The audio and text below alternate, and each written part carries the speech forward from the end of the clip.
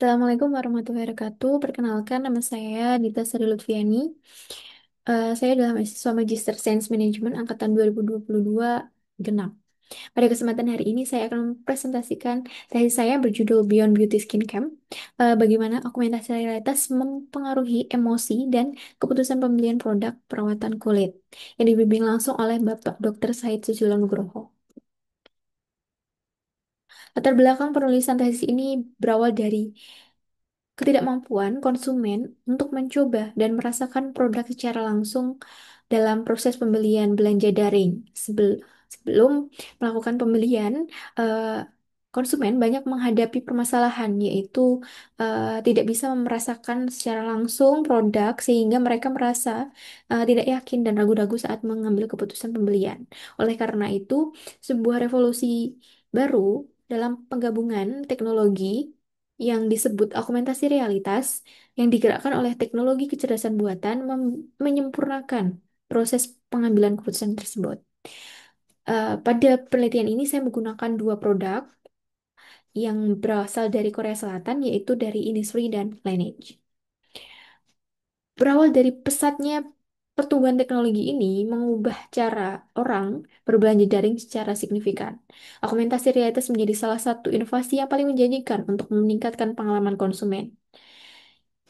Pengalaman digital ini pun tidak hanya memperkaya proses pengambilan keputusan, tetapi juga dapat mempengaruhi kepuasan konsumen dan niat mereka untuk terus menggunakan teknologi tersebut. Oleh karena itu, dari kedua kedua pengaruh tersebut mengarahkan pada peningkatan loyalitas merek dan pembelian berulang karena konsumen menjadi terlibat dan yakin dengan pilihan mereka.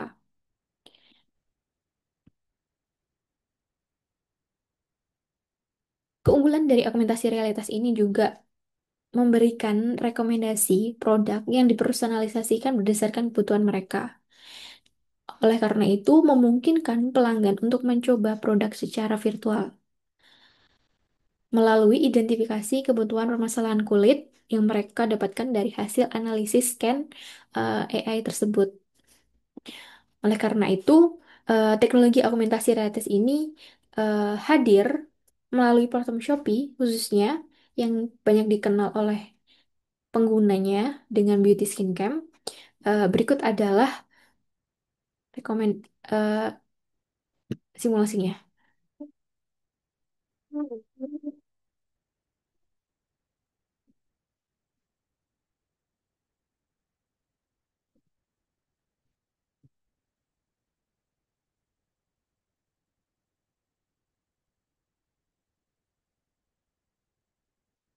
Pada penelitian ini, saya menggunakan dua teori. Yang pertama adalah teori difusi inovasi dan teori penerimaan teknologi, di mana keduanya merupakan teori yang membahas mengenai penerimaan teknologi pada level individu. Di teori inovasi Teori difusi inovasi itu membahas penerimaan teknologi berdasarkan keberhasilannya itu tergantung pada karakteristik inovasi tersebut, yaitu ada lima, yaitu keunggulan relatif, kompatibilitas, kompleksitas, reliabilitas, dan observability. Sedangkan untuk teori penerimaan model, faktor keberhasilan penerimaan teknologi ini didasarkan pada dua hal, yaitu ke- ke- kegunaan yang dirasakan dan eh, kemudahan yang dirasakan. Dari kedua teori tersebut memiliki eh, gap, kekurangan, yaitu pada integrasi dimensi psikologis. Eh, Berdasarkan penelitian sebelumnya dari Wu 2019 menyatakan bahwa belum banyak studi yang secara komprehensif mengintegrasikan pengukuran multidimensional meliputi kognitif, afektif, dan konatif. Pada penelitian sebelumnya juga, menurut Pausis 2017, untuk mengukur pengaruh kepuasan dan niat penggunaan berlanjut, Pausis menekankan bahwa pentingnya interaktivitas dan dimensi hiburan untuk mengukur potensi kepuasan dan niat penggunaan berlanjut. Oleh karena itu, dari gap kedua teori tersebut, Penulis menggabungkan dimensi psikologis untuk memberikan pemahaman yang lebih mendalam tentang bagaimana elemen pengalaman interaktif dan hiburan itu bisa mempengaruhi keputusan pembelian dan niat penggunaan berlanjut menggunakan fitur augmentasi realitas. Pada kesenjangan empirisnya, itu ada tiga. Yang pertama, menurut penelitian sebelumnya, itu menggarisbawahi bahwa perlu adanya studi sampel yang lebih beragam secara demografis. Sedangkan pada konteks penelitian industri kecantikan sendiri, banyak penelitian penggunaan AR itu membahas tentang produk kosmetik. Namun, untuk pembahasan penelitian yang spesifik membahas mengenai eh, kategori produk skincare itu masih terbatas. Sedangkan untuk variabelnya penggunaan berlanjut menggunakan teknologi tersebut, menurut Hilken dan Wallow, itu belum banyak yang membahas dan menguji apakah eh, interaktivitas dari penggunaan AR itu bisa berdampak pada niat penggunaan berlanjut. Oleh karena itu, niat penggunaan berlanjut diposisikan sebagai variabel dependen yang merepresentasikan komitmen jangka panjang dalam penggunaan teknologi augmentasi realitas di masa yang akan datang. Berikut adalah kajian literatur dari rumusan masalahnya. Basis temanya adalah augmentasi realitas dan motor temanya adalah decision making. Kemudian pada uh, analisis first viewers itu pada aspek yang berwarna hijau itu membahas mengenai pengalaman penggunaan seperti e-commerce, satisfaction, enjoyment, interaktivitas, dan experience. Kemudian pertanyaannya, penelitiannya ada 7. Tujuan penelitiannya adalah menjawab pertanyaan penelitian. Landasan teorinya ada 7, yaitu kompatibilitas itu membahas mengenai mengacu pada sejauh mana teknologi berbasis kecerdasan buatan itu dapat terintegrasi dengan nilai dan kebutuhan pengalaman pengguna sehari-hari. Kemudian keunggulan relatif dirasakan itu mengacu pada eh, konsep bahwa teknologi baru ini dipersepsikan lebih unggul dibandingkan teknologi sebelumnya. Sedangkan kemudahan penggunaan dirasakan mengacu pada sejauh mana individu ini bisa mengakses teknologi itu secara bebas tanpa hambatan dan kesulitan. Sedangkan kepuasan augmentasi realitas ini mengacu pada penilaian kognitif akhir yang muncul setelah proses penggunaan yang membandingkan ekspektasi awal dengan pengalaman aktual menggunakan teknologi tersebut. Kemudian selanjutnya kesenangan dirasakan itu eh, membahas mengenai sejauh mana aktivitas menggunakan sistem itu dianggap menyenangkan dan terlepas dari hasil kinerja yang diharapkan. Sedangkan interaktivitas itu merujuk pada sejauh mana suatu teknologi itu bisa memungkinkan interaksi yang dinamis, responsif, dan personal dalam pengalaman digital. Sedangkan intensi penggunaan berlanjut itu mengacu pada keinginan pengguna untuk terus menggunakan sistem informasi setelah adopsi awal dan dipengaruhi oleh kepuasan dan konfirmasi ekspektasi mereka. Oleh karena itu, oleh karena itu hipotesisnya ada 7. Berikut adalah hipotesisnya. Kemudian ini adalah model penelitiannya, yaitu menggunakan teori difusi inovasi. Saya menggunakan dua faktor, yaitu kompatibilitas kecerdasan dan keunggulan relatif. Sedangkan pada model penerimaan teknologi, saya menggunakan kemudahan penggunaan untuk mengaruhi kepuasan dan intensi penggunaan berlanjut. Sedangkan pada dimensi emosi, saya mengambil kesenangan dirasakan dan interaktivitas yang dirasakan. Model ini dimodifikasi oleh kedua penelitian sebelumnya, yaitu dari Chakraborty et al. Dan Bat et al. Pada model penelitian ini, eh, riset desainnya menggunakan kuantitatif dalam pengumpulan datanya menggunakan populasi sampling, di mana populasinya adalah seluruh pembeli perempuan di Indonesia, sedangkan sampelnya adalah pembeli perempuan seluruh wanita yang membeli produk Innisfree dan Laneige melalui platform Beauty Skin Camp dalam 6 bulan terakhir, sedangkan sampel size-nya menggunakan cross-section research, di mana didapatkan sekitar 230 responden yang valid dari 340 responden yang sudah didapatkan. Eh, Pengukurannya menggunakan 5 poin Likert scale dan data teknik analisis datanya menggunakan SMPLS. Berikut adalah riset objeknya dari Beauty Skin Camp dan hasil rekomendasi produk yang dihasilkan dari analisis eh, permasalahan kulit. Metode analisisnya menggunakan metode PLSM, yaitu dari menggunakan dua tahapan, yaitu tahapan pertama evaluasi modal pengukuran dan tahapan kedua adalah evaluasi modal struktural. Dari analisis data sendiri, dia dapatkan profil responden sekitar 230 data responden. Sebagian besar responden itu berdomisili di Jawa Tengah dengan rentang usia 18 sampai 22 tahun dengan pengeluaran mahasiswa sebanyak 1 juta per bulan.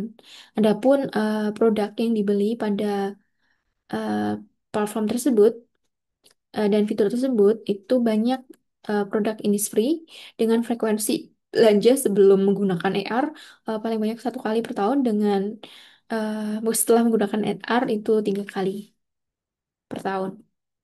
Berikut adalah analisis datanya dari tabel statistik deskriptifnya nilai standar defisiensinya sudah relatif homogen. Sedangkan pada matriks korelasinya itu cenderung saling berkaitan dan secara linier dalam arahan yang sama, yaitu mendukung validitas model teori yang dibangun. Sedangkan pada reliabilitas konstruknya sudah semua sudah berada di atas 0,7, sedangkan dari nilai AV-nya sudah memenuhi syarat di atas 0,5. Pada pada validitas konvergennya, overloadingnya sudah sebagian besar sudah cukup kuat di atas 0,7. Sedangkan untuk validitas diskriminan dari Cornell-Lacoste dan HTMT-nya sudah sama-sama memenuhi dan diterima. Berikut adalah rangkumannya, sudah memenuhi semuanya. Kemudian di evaluasi model strukturalnya, di perhitungan R-square-nya, semua variabel independennya cukup kuat menjelaskan variabel dependen dengan hasilnya di antara 0,5 sampai 0,75. Sedangkan untuk perhitungan F-square-nya juga sudah sama, efeknya kuat terhadap variabel dependen, di mana nilai yang paling besar, besar efeknya adalah nilai kesenangan yang dirasakan.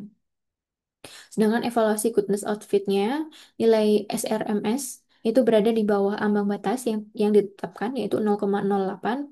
Eh, oleh karena itu, model disimpulkan dinilai sudah baik untuk menjelaskan fenomena tersebut. Kemudian untuk hasil evaluasi path koefisien atau koefisien jalurnya, seluruh hubungan yang dihipotesiskan itu didukung dengan nilai p-value-nya di bawah 0,05 dengan t statistiknya lebih dari 1,96. Sedangkan untuk spesifik indirectnya, hasil dari spesifik indirect ini mengonfirmasi hasil temuan dari uji koefisien jalur. Berikut adalah rangkumannya dari pengujian hipotesis. Seluruh jalur model ini didukung secara signifikan oleh data empiris, di mana dibagi pada proses kognitif itu dimulai dari persepsi keunggulan relatif dirasakan itu terbukti memiliki pengaruh yang positif yang terhadap kemudahan penggunaan dengan koefisien 0,488 dengan tingkat signifikannya 0. P-value-nya adalah 0,00, di mana kemudahan penggunaan dirasakan juga berkontribusi secara positif terhadap kepuasan penggunaan dan intensi penggunaan berlanjut. Sedangkan pada jalur tambahan atau jalur efektifnya, kesenangan dirasakan selama menggunakan fitur terbukti memiliki dampak yang paling besar terhadap kepuasan dan intensi penggunaan berlanjut. Oleh karena itu, hal ini menandakan bahwa aspek dari emosional sendiri memiliki kontribusi yang cukup kuat selain aspek dari rasional atau fungsional sebelumnya. Berikut adalah ringkasan dari spesifik indirect effect-nya. Dari selain dari jalur langsung tadi, pengujian efek dari mediasi, keunggulan relatif dan uh, kesenangan yang dirasakan, eh, efek dari kesenangan dirasakan yang mempengaruhi terhadap kepuasan menunjukkan efek yang signifikan. Oleh karena itu, hal ini menegaskan bahwa peran sentral dari kepuasan menjadi mediator utama dalam membentuk loyalitas penggunaan. Dan Secara keseluruhan, hasil ini menunjukkan bahwa integrasi antara persepsi manfaat dan kemudahan dan pengalaman menyenangkan memainkan peran yang krusial untuk mendorong keberlanjutan penggunaan teknologi. Berikut adalah evaluasi model eh, penelitiannya menggunakan pengukuran reflektif. Kemudian pada diskusi pembahasannya, hasil penelitian itu menunjukkan bahwa kesenangan dirasakan menjadi faktor paling dominan untuk mempengaruhi penggunaan fitur augmentasi realitas di Beauty Skin Cam Shopee. Hal ini menegaskan bahwa pengalaman emosi itu menjadi peran yang paling krusial untuk membandingkan aspek fungsional dan aspek emosi. Walaupun demikian, persepsi dari keunggulan relatif dan kemudahan penggunaan itu memberikan kontribusi yang positif dan pengaruh yang di jadi menjadi lebih kuat yang dipadukan dengan dimensi afektif. Oleh karena itu, AR berperan sebagai media visual dan eksplorasi yang mampu membangun kepercayaan pengguna sekaligus meningkatkan pemahaman mereka terhadap produk. Dan temuan ini juga memberikan arahan yang penting untuk pengembangan fitur AR yang tidak hanya efisien dalam penggunaan, tetapi juga menghadirkan pengalaman yang menyenangkan untuk memicu penggunaan berlanjut. Oleh karena itu, kesimpulan dari penelitian ini menegaskan bahwa pengalaman efektif, khususnya kesenangan dirasakan, dalam membentuk kepuasan dan nilai penggunaan berlanjut pada fitur augmentasi realitas, eh, memiliki keterlibatan emosi yang lebih kuat dalam memprediksi keberlanjutan penggunaan AR dibandingkan evaluasi kognitif semata, yaitu melalui keunggulan relatif dirasakan. Oleh karena itu, implikasi teori yang digunakan eh, Oleh karena itu, implikasi teori yang digunakan yang didapatkan pada penelitian ini yaitu integrasi psikologis, yaitu kognitif, afektif, dan konatif. Sedangkan pada fokus penggunaan berlanjutnya itu menjelaskan faktor-faktor yang mendorong loyalitas penggunaan jangka panjang dan niat penggunaan berlanjut pada fitur augmentasi realitas. Sedangkan untuk kontribusi konstekstualnya itu yang eh, pada industri kecantikan khususnya eh, industri skincare. Sedangkan adaptasi dari teknologi konsumen itu, model teori ini juga diperbaharui dengan variabel-variabel kontemporer, yaitu interaktivitas dan kesenangan yang dirasakan, untuk menggambarkan pengalaman digital yang lebih utuh. Sedangkan implikasi manajerialnya itu untuk pengolah i- marketplace sendiri seperti Shopee perlu memastikan lebih lanjut bahwa fitur ini sesuai dengan kebutuhan pengguna yang berbasis AI dengan mudah diakses dan intuitif. Sedangkan fitur Biodescript sendiri memiliki posisi yang lebih unggul dibandingkan dengan metode konvensional belanja daring yang hanya menampilkan gambar dan deskripsi dari produk. Tim dari pengembangan juga perlu merancang lebih lanjut penggunaan yang lebih jelas dan sehingga memperlancar proses pengambilan keputusan. Sedangkan elemen kesenangan juga harus perlu ditingkatkan untuk menambah efek visual yang lebih menyenangkan dan eh, seru untuk dilakukan. Kemudian dari implikasi manajer juga bisa menampilkan kampanye promosi untuk meningkatkan aspek emosional dan kesenangan dalam penggunaan AR sendiri. Pada limitasinya, penelitian ini memiliki kekurangan.